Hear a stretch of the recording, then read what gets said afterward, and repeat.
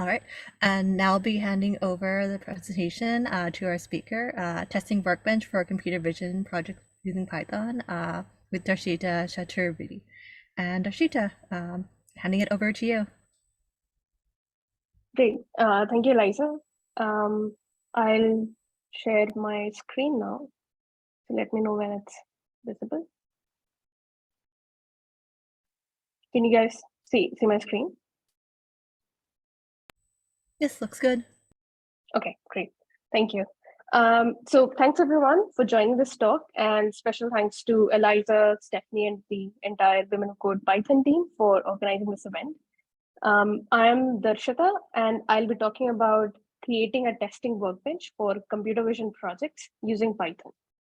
I'll use the examples and the context of the discussion that I'll use will be around machine learning and computer vision specifically. However, the open source tools that I'll reference can be used in any Python project. So a little bit about me. I'm the maintainer of the open source project A3 Engine, which is a full stack web development framework.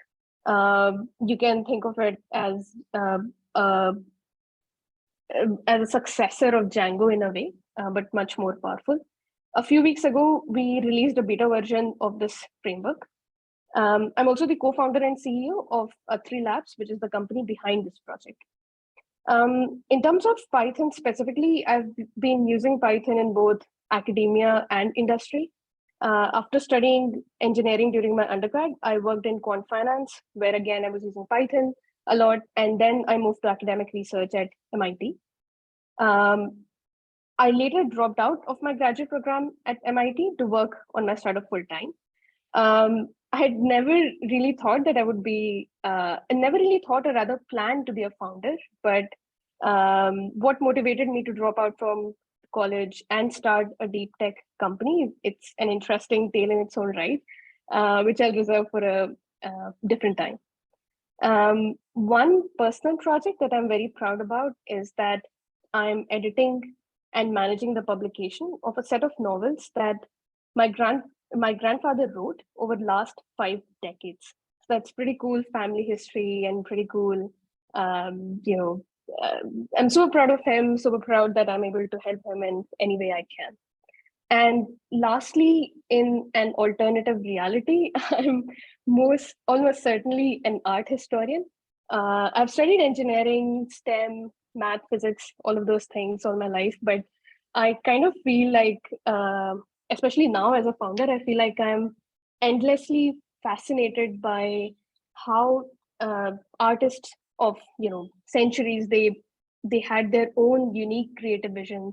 They had the courage to break traditions and build something that endured through centuries. And even people like you and me go to museums and look at something that was built like, in 1700s, 1600s, and so on. So yeah, that's all about me. Let's dive into the talk. So this is a bit of a controversial statement, but let me clarify. In our web framework, we have a high-level computer vision library, and it's provided as a utility function. And while building and testing this library, we use OpenCV a lot. And of course, we love it, as I'm sure all of you here who have worked in this field. But several problems arise when we forcefully use OpenCV for something that it never intended to do. And consequently, those features are limited and buggy. The most significant one that I'll focus in this discussion is how we use IMShow windows to display media. And this is largely the motivation for this talk. So the 3 boxes that you see here list some of the core issues that are also highlighted in OpenCV's GitHub repository, and the category of issues that we have faced as well. And I'll be referencing them to highlight how cross-platform testing becomes extremely difficult for computer vision projects when we use IMShow windows. So let me take an example. My team and I were building an algorithm that detects the position of the mouse cursor on an image and accordingly zooms in. However, OpenCV was exhibiting irregular behavior with different input devices. So if we used a USB mouse, the cursor was detected as expected. However, while using the built-in trackpad of our laptops, there was a significant delay in processing that information and consequently significant delay and significant inaccuracy in detection of the mouse cursor.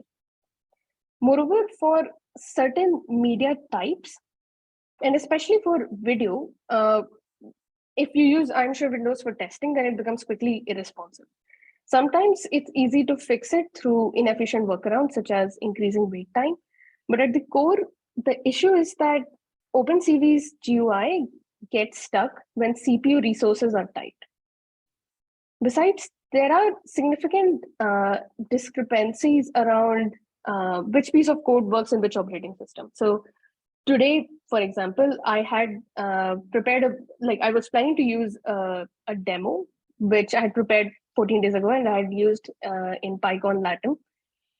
And everything went well. But when I was basically testing it out today in the morning, it suddenly stopped working because there was some change in the package distribution system at pipenv, and OpenCV had made their their version had a lot of bugs, and so it was a lot of it was quite a stressful day, to say the least. And if we extend the example that I was offering earlier, there again, when one of my team members extended the zoom effect algorithm to detect the keyboard cursor, the code was working perfectly in his Windows system, but none of the keyboard events were being detected in Mac OS. So cross-platform testing becomes really difficult, and you're always unsure if your code will work even on your team member's system, let alone your end user's system, and so on. One common suggestion that is given to fix some of these issues is to create custom wheels and build OpenCV manually. But of course, this is not everyone's cup of tea. So now let us assume that we were able to surpass all the prior technical challenges. Maybe we were lucky, or maybe we just persevered. What comes next is an organizational problem, which is how do we collect feedback from all stakeholders who are both technical and non-technical? We face this problem most severely while working on an academic project with the US Department of Defense. We started sharing output snapshots over email, and this quickly ballooned into what I like to call snapshot jungle. There is no systematic way in which you're collecting feedback. It's very difficult to give feedback corresponding to each image and organize different people's opinions. It becomes a long, messy email thread. Moreover, there's not sufficient version control of the test outputs from the previous model build. So if you don't know if a certain test image did really well in this model, would it really, you don't really know if it's worth moving on and worth not talking about in this current model build. So how did we actually address these problems? So we created a testing workbench that runs on the browser. I'll discuss why we think this is a good solution, but first let me show you the workbench and describe how anyone, technical or non-technical, can use it for a computer vision project. So this is a multi-page testing workbench for a driving license OCR project. If we click on any image, then we can see that for basically what this workbench is doing is that it takes in a driving license as an image, then it our model basically extracts all the text fields, all the labels that we were interested in earlier. Here we can see that it's extracting name, license number, date of birth, expiry date, and address. Our deep learning model also adds bounding boxes over the image and around the fields that we want to extract, and the extracted text is displayed here. And now you can like review the results image by image in a much more accessible manner. So you can see that in this case, for example, the license number, it's not exactly right. Like it's like all these like this license number starts as I1 and so on. This is mostly correct, but then there is also these initials that indicate the label that are being added to the extracted text. This model, it's trained on US driving licenses, and there are significant differences in the format of these licenses depending on which state issued them, when it was issued, etc. So, for example, if it's a California driver license, the address is here, but if it's by another state, the address might be here. So you you have to there are many ways in which you can get an incorrect output. Many reasons why you can get an incorrect output. If we actually go to the login page, like this is the login page, my credentials are already saved. So if I log in, I can see all the test images that my team has tried. And there are 3 categories of reactions corresponding to each test image. So correct, warning, incorrect. We can also see the number of comments that our team has left for each image. So we basically get a sense of the performance of our test images just by looking at the reactions. But we can also review them individually. We kind of did this earlier, but let's do it for maybe this one again, license 5. Here we can see the feedback that our team members have provided.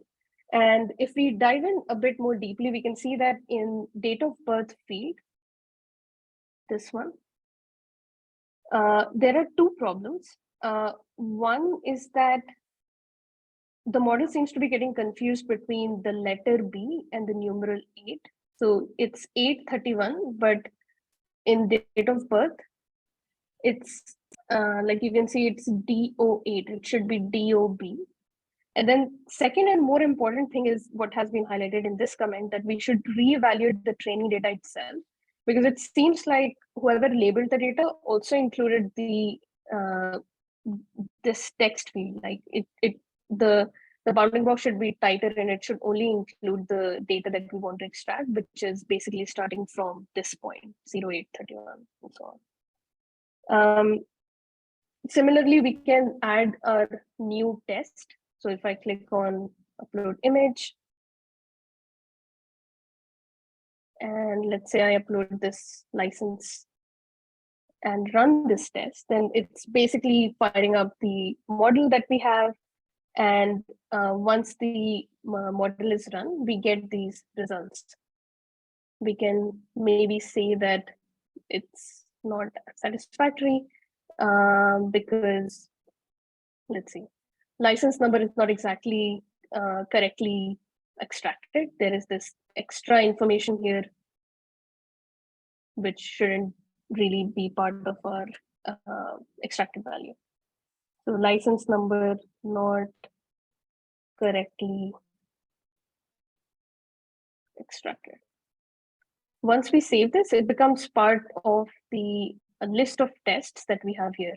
So in total, we have 14 tests here. And yeah, we can basically, this is basically what we mean by a workbench. So this is, again, a very specific workbench for a computer vision project. Let us now get to why we think this is a good solution. So one of the significant technical challenges with OpenCV windows that we discussed earlier comes because of operating systems.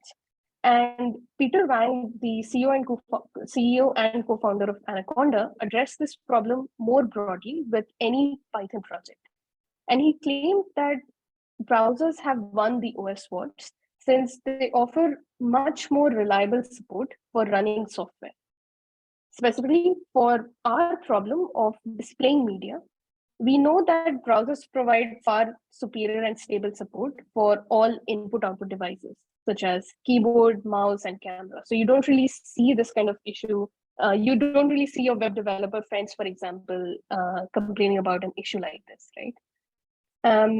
And this statement was basically the inspiration behind this project. But the next question is, how do we actually utilize browser using Python? So that is where a3 framework comes into picture. It is a full stack web development framework, and we can use it to create multi-page applications, computer vision Workbench being one example, whose front end is built visually and the back end is written in Python. As I mentioned upfront, to put it in the right context, you can think of other comparable frameworks such as Next.js and Django in the Python world. This framework abstracts away many other time-consuming and difficult tasks. For example, the request response model is provided by default. So in other frameworks, for example, backend teams have to spend a lot of time creating, documenting, and updating the REST API to share with their front-end team, which is a significant overhead for both backend and front-end teams. But when you use a framework like ours, it enforces and our framework specifically, like that's the unique value proposition, that it enforces an object model that is that basically ensures that you get many other benefits such as security. So one common scenario that people and engineering leads worry about is, what if backend team mistakenly sends sensitive user details to the front end? In a3 framework, there are pre-built guardrails that prevent sending any information that is not part of the object model. And as a result, there is a single source of truth. There are other benefits as well, such as the front end is really lightweight and superior SEO performance and so on. The other thing to note is that it's free and open source. And if we check its GitHub repository, we can get a bit more idea about exactly what we can achieve using this framework. I talked about front-end and back-end development, but another important thing to note is that there's a lot of deployment support as well. So there are command line tools that help you in one-click deployment at your platform of choice, such as GitHub Pages, AWS, etc. And again, like I used computer vision Workbench as an example, but it's a general purpose framework that can be used to build everything from e-commerce websites to internal applications. This is a really cool personal blog that I've been creating using the framework. And I have a really long name, so I also added a logo for myself, which is cool. So this is a blog, Hamilton theme all around. When you click on it, then you get this, like it's dummy text for now, but you get a minimalistic design for personal blog. Everything built, the front end is built through the visual editor, backend is written through Python, and deployment is also, it's done in GitHub Pages, as you can see by the link here. And it's done using a3 CLI.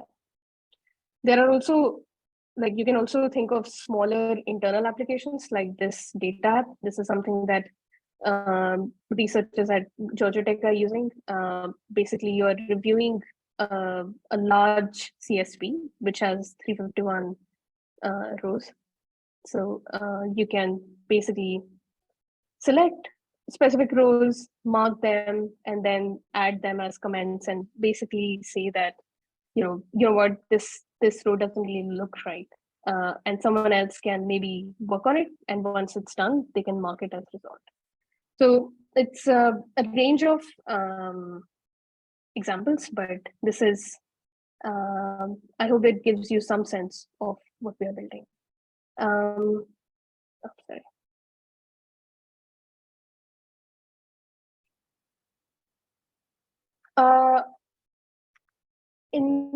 I think we have some time, so maybe I can also show one quick example of how to use this workbench. So with every application that's built, especially all community applications that are built using a A3 framework, they are also added in this in repositories here at A3 apps.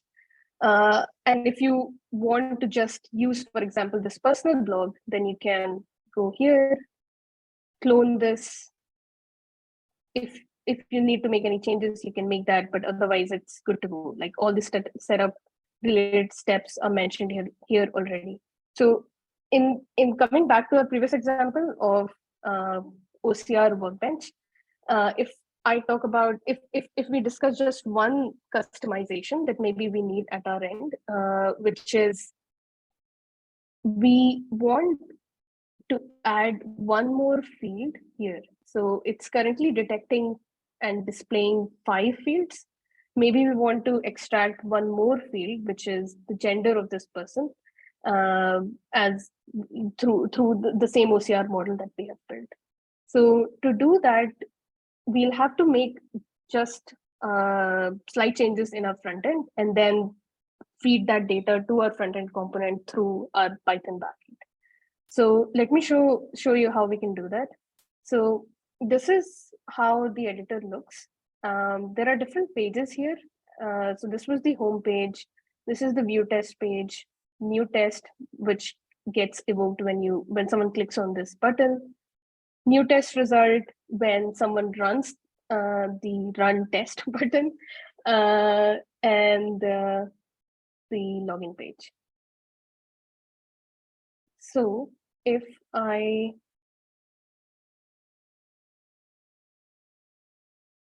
want to, let's say, let's delete this. So if I want to detect a new, if I want to extract a new field and display in this OCR workbench, all I have to do is go here, select this field, copy it and paste it. I have to rename this. So let's rename this to gender, and this text box, it's called text box 221. And you can see that all of these text boxes, they are all, they all have a specific name, and it's important to pay attention to this name because this serves as the alias between your front end and back end. Like the name that you give here, it serves as a variable name in backend as well. So it's important to, even if you don't rename it, it's helpful to know what this is so that you can make modifications.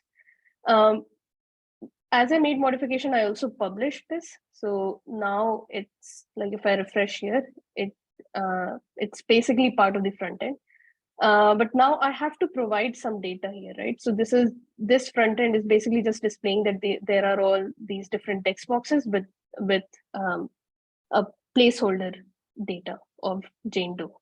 So to do that, what I have to do is go to my code editor. I hope you can see my Visual Studio Code screen. So what is happening here is that everything that we do in front end, it creates this, it creates the front end code automatically for us in our repository. But to make any change to backend, we only need to be concerned about this folder, controllers. And within controllers, there is this folder called routes, and it shows all the pages that we have in our application. So if I want to make any change in this specific example, I want to add a new field to the extracted text.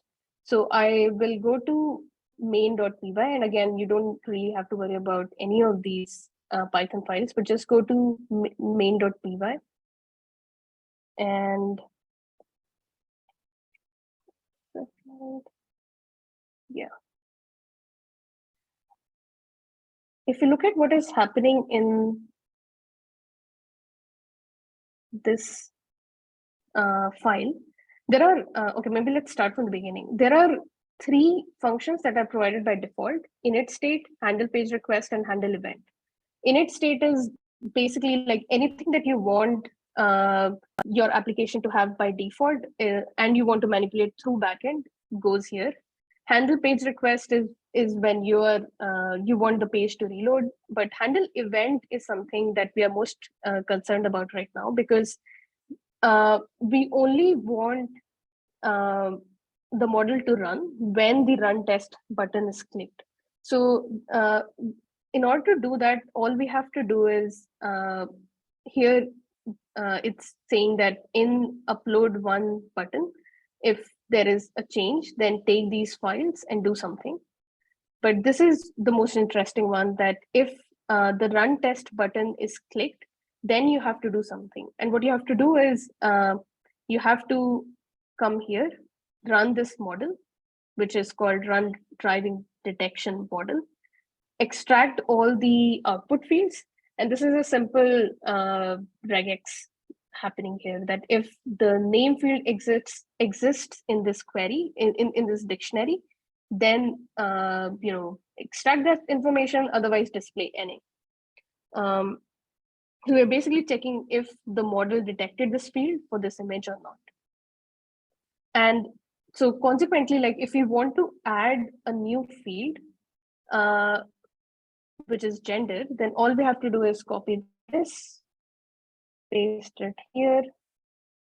Never forget about indentation in Python though. Let's change these fields. So if a field name sex is provided by our OCR model, then do this, which is doing this regex operation. If you do not find that field, then just display NA and add it to the query as well, just as all the other fields have been added. So let's rename it again.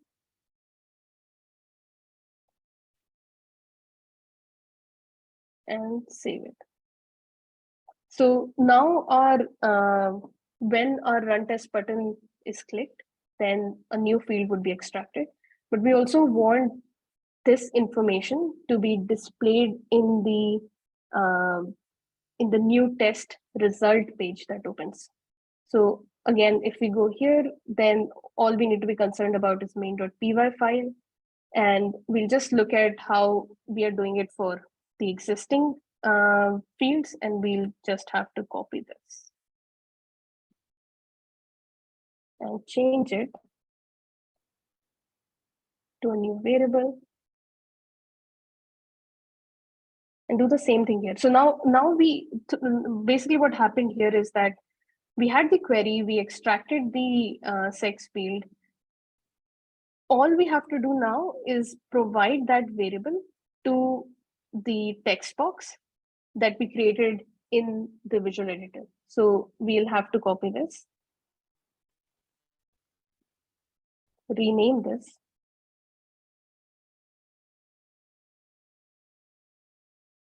and that's it.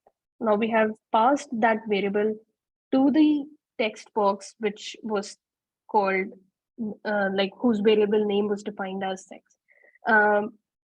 Anything like any custom property that needs to be changed always can be changed in the same API, like by following the same API that you write at.variablename.custom. Whatever. Like if you want to change the text, you write text here.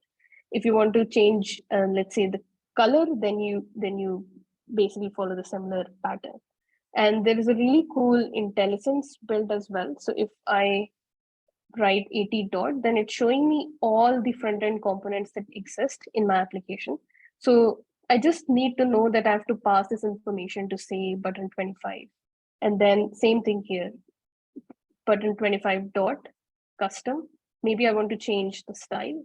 So I'll do styles dot, maybe change the background color and assign the color, like whatever the color is. Let's say it's white.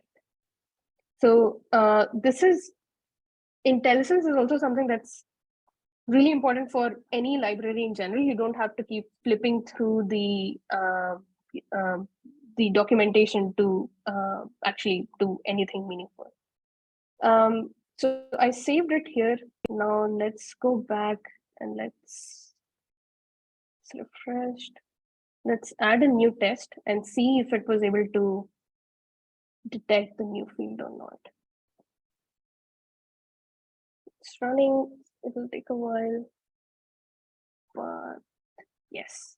So now we have this field here, right? We were not getting this field earlier, but now this field has been added.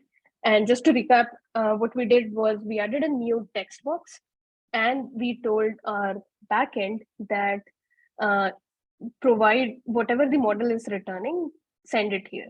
In this particular case, the model didn't actually detect the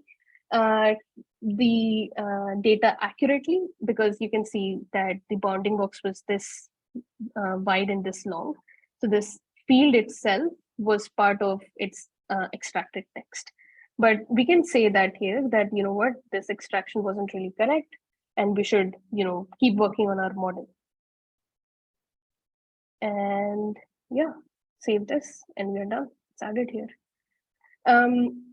There are many other things that can be, you know, many other modifications that can be done depending on your use case. You can think about that, and you can similarly do it through Python, through front end, depending on what that exact use case is.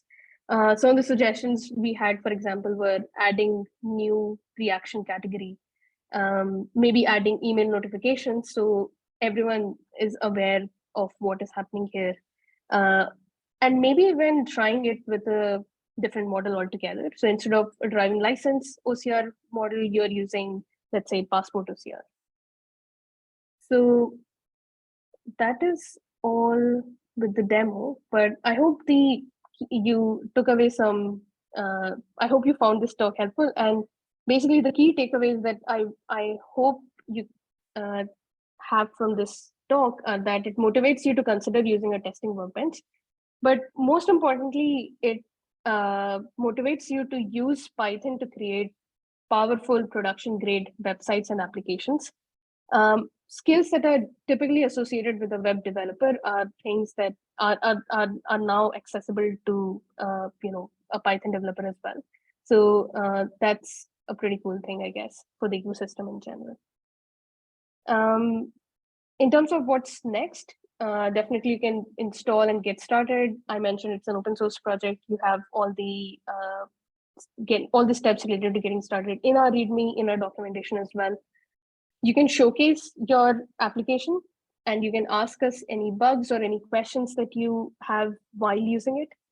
There are a lot of Python utility functions that we are building, some small and some large scale. So an example is that how can you use Python to remove background from an image? And this basically involves using deep learning, and it's a really cool utility function that has been contributed to our repository by an open source contributor. So that is one of the things that you can, you know, that is one of the avenues that you can think of when it comes to open source contribution to a framework like this in general. And if you think that it's helpful, then you can support us by giving us a star in GitHub. This is our GitHub repository. I will also share all the different links that I used. The link to our GitHub repository, link to this testing workbench. You can clone it at your end. You can try it out and see if you will like to you know, modify it in a certain way or not. All the apps that we are adding are available here. The utilities, the Python utilities that I mentioned are available at this link. And lastly, our documentation. It's an ever-growing you know, compendium of all the how-to guides, tutorials, and so on. And with that, I will end my talk, and thank you for listening. I'm available, and you can find me on social media by these handles.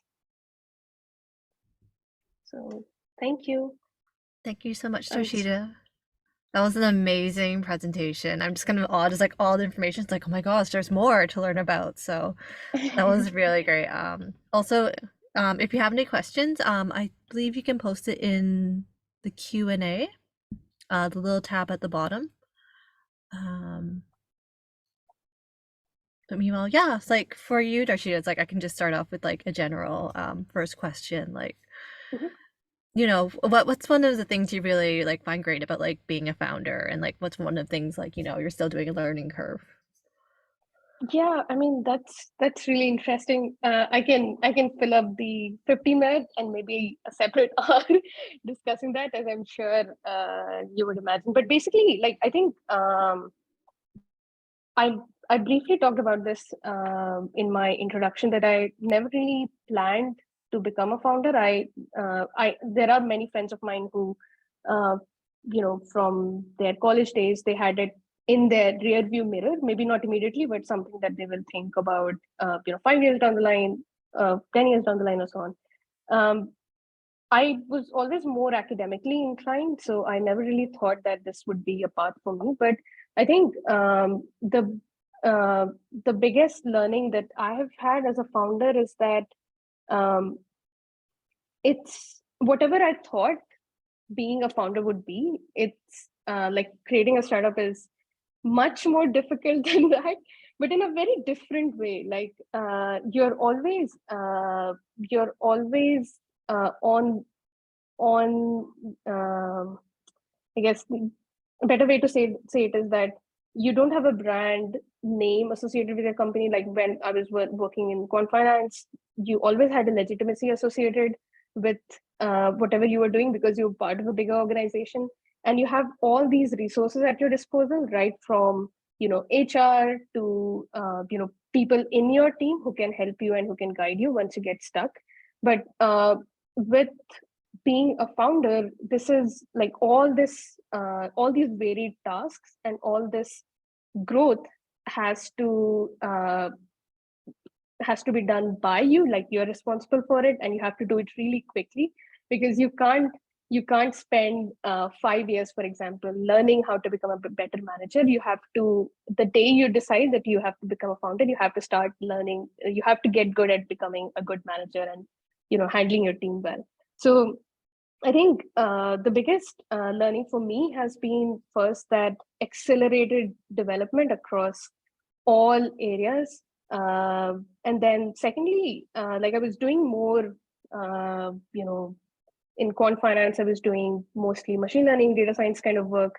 But as a founder, I have to do everything because like even if you're not doing hands-on keyboard stuff, you're responsible for everything. So you kind of have to have an opinion. You have to learn about, say, design. You also have to learn about your HR policies. You have to learn about the culture, which is great. But it's also very nerve-wracking because it feels like there is too much to do, and it's all happening too fast. Yeah, Keeps it interesting though, that's a right? long answer. It's a lot to learn. It's helping contribute to your like your inner growth Yeah, as a yeah, person. Yeah. yeah. It's never not dull. Yeah. That's for sure. It's just that sometimes it just becomes overwhelming, I guess, because Okay. yeah, because like there's so much to do, which is exciting on one day, but overwhelming on the other day. Yeah. It comes and goes and flows, but yeah, it's great that it's like something Yeah. you're passionate about. Okay, let's switch back to our the workshop topic. So for computer vision, like what do you think, like in your opinion, what will it look like in the future, like versus now? Like do you see any areas of strength or just like maybe interesting areas that it could like tap into? I'm just like rambling. So you mean like projects in computer Yeah, vision? for like projects.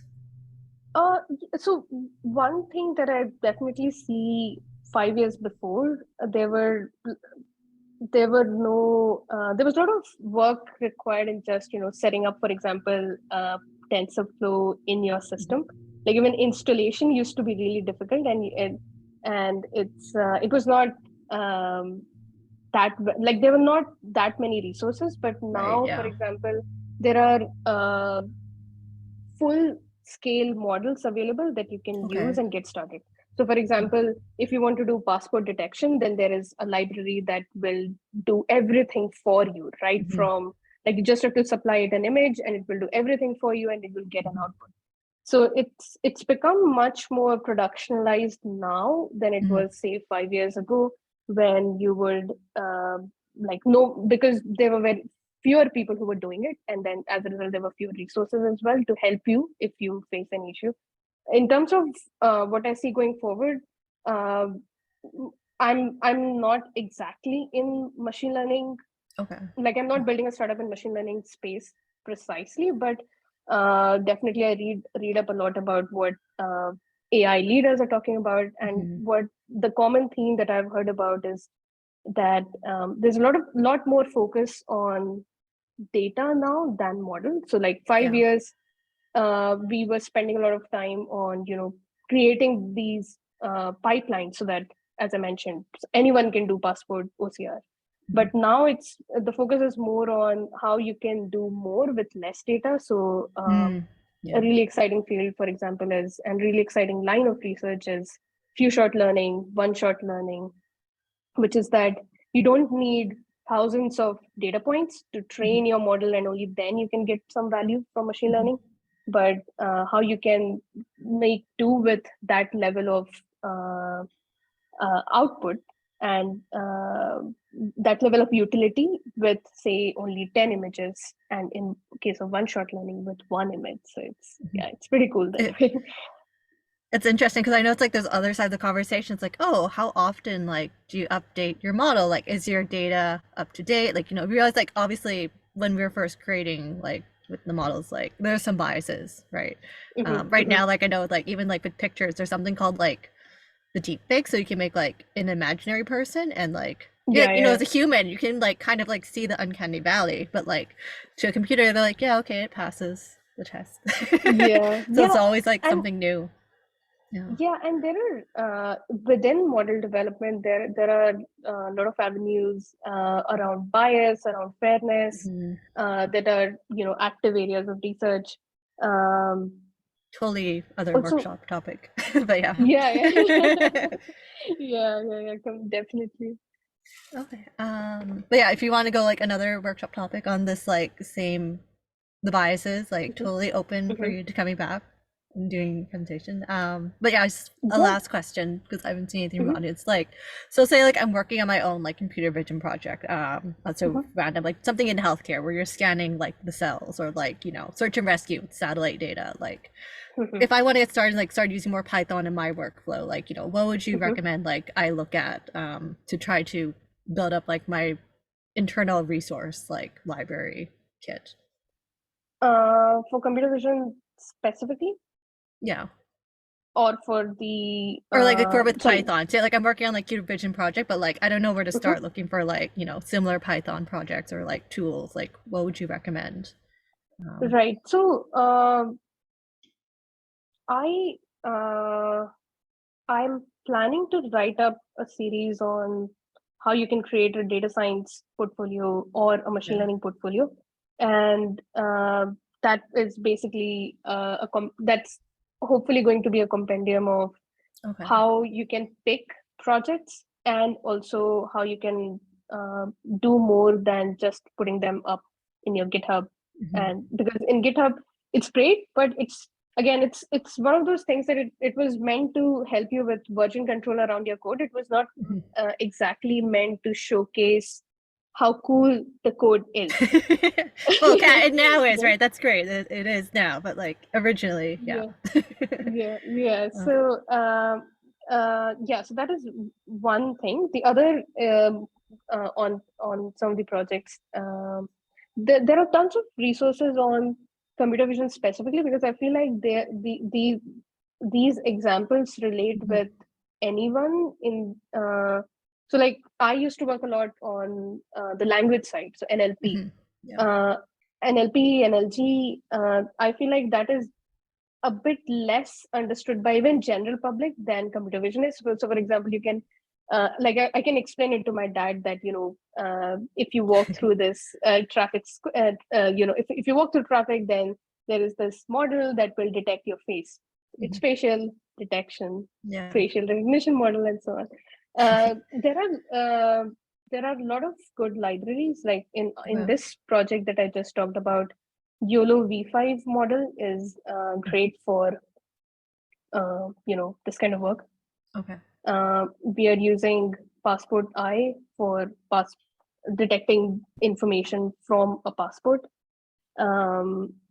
image. So these are like if you are familiar with these libraries, I think they give you through their tutorials themselves, they give you an idea around what are the different projects that you can pick specifically where you can use them. So that's one way of thinking about how to pick a project.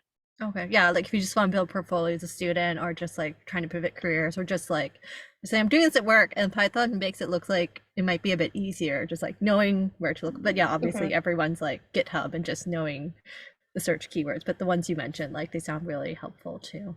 What's your background, by the way? Like, what are the things that you're working on right now?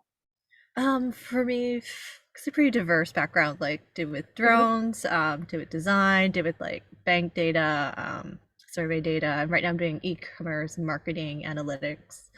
And, Hmm. originally like got into like Python, like I was doing too much Excel at work and I was like, this is not Hmm. efficient. Right. And it's like I also had learned Java and C in school. I was like, yeah, okay. So I understand like doing the long way. It's like, oh, Python is like a really convenient shortcut. So but it's like it's good to have that foundational knowledge. Like, okay, yeah, this is like what like the brain people were thinking about and like learning to do like in the 70s and 80s and like foundation. But yeah, Python makes life a lot easier. Yeah, that's in terms of tech journey, it's been your journey is kind of similar to mine.